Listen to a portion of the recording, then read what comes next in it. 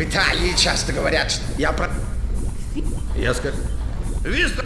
Эх, позвал меня как-то раз Финн Макмитцел в свой секретный учебный центр. Ну, там чудеса.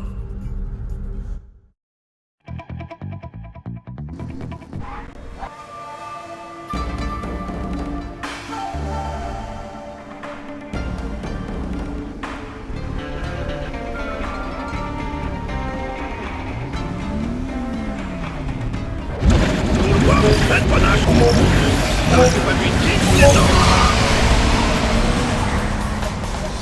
Да я тут чутка мощностями раздел.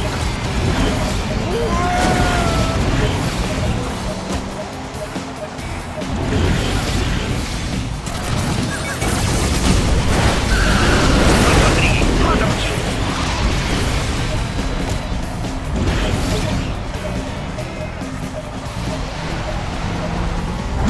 Ух ты! Веселуха! Хорошо, Илья.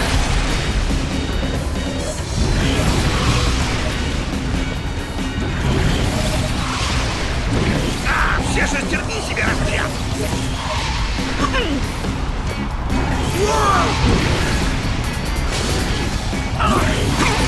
Incoming laser. Да я тут чутка мощностями раздел. Эй, внизу, береги!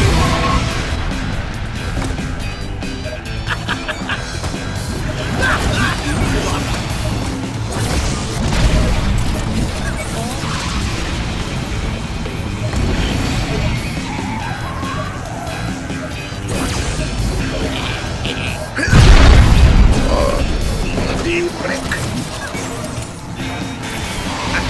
Легко-то!